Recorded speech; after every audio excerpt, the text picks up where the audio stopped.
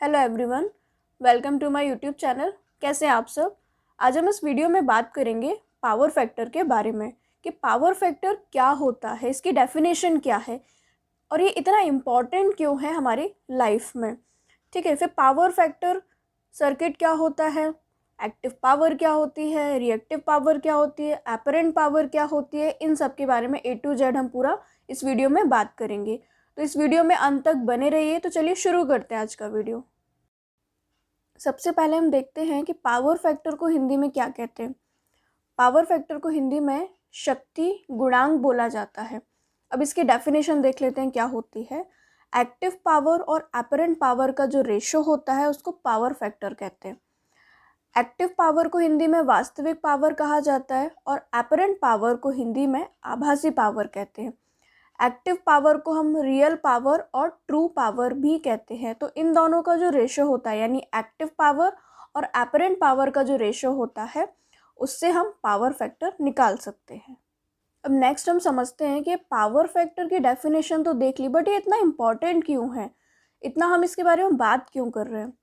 Power factor इसलिए important होता है क्योंकि हमारे घर में जो इलेक्ट्रिकल सिस्टम लगा हुआ है, जो इलेक्ट्रिसिटी आ रही है, जो एनर्जी आ रही है, एक्चुअल में उसका सही से उपयोग हो पा रहा है या नहीं हो पा रहा है। ऐसा तो नहीं है कि हमारे अंदर घर में इलेक्ट्रिसिटी आ तो रही है लेकिन वो यूज़ कम हो पा रही है, उसमें लॉसेस बहुत ज़्यादा हो रहे हैं। अगर लॉसेस बहुत ज़्यादा हो रहे हैं तो इसका मतलब ये ज़्यादा से ज़्यादा एनर्जी वेस्ट हो रही है, बर्बाद हो रही है। तो उसका पता लगाने के लिए हम क्या करते हैं, पावर फैक्टर देखते हैं। और पावर फैक्टर की वैल्यू से ही पता चलता है कि आपका एनर्जी में कितना लॉस हो रहा है। अगर एनर्जी में लॉस हो रहा है तो उसको सुधारने के लिए हम कुछ अलग अलग तरीके अपनाते हैं, तो वो हम आगे कभी कवर करेंगे। अभी आपको स्क्रीन पे एक पावर फैक्टर सर्किट दिख रहा होगा जिसमें 3 अलग अलग पावर के नाम लिखे हुए हैं।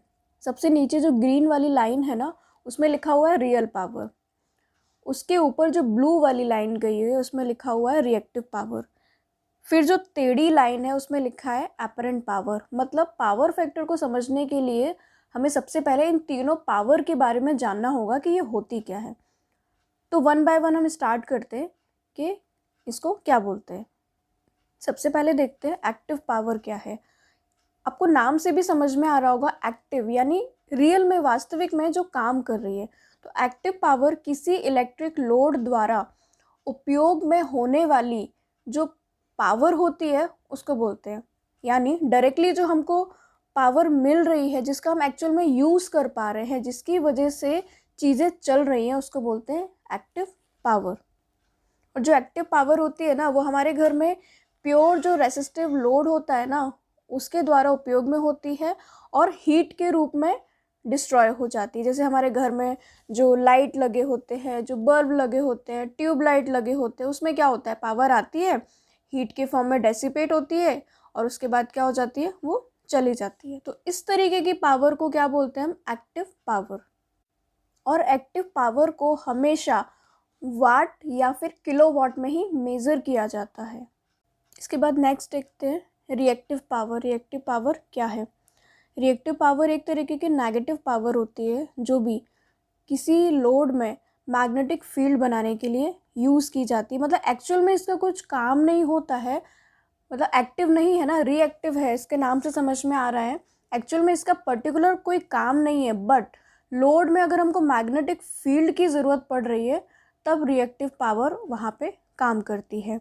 और जो रिएक्टिव पावर होती है हमेशा इंडक्टिव और कैपेसिटिव लोड में देखने को मिलती है और इसको हमेशा हम वोल्ट एम्पियर रिएक्टिव या फिर किलो वोल्ट एम्पियर रिएक्टिव में मेज़र करते हैं।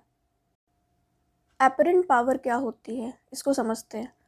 एक्टिव पावर और रिएक्टिव पावर, इन दोनों का जो वेक्टर सम होता है ना, उसी को एपरेंट पावर कहा जाता है। और एपरेंट पावर को हमेशा किलो वोल्ट एम्पियर या फिर वोल्ट एम्पियर में मेज़र किया जाता है। फ्रेंड्स, अगर आपको आज का वीडियो अच्छा लगा हो तो इस वीडियो को लाइक, शेयर और सब्सक्राइब ज़रूर करें। ऐसे इंटरेस्टिंग वीडियोस देखने के लिए आप मेरे चैनल पे बने रहें।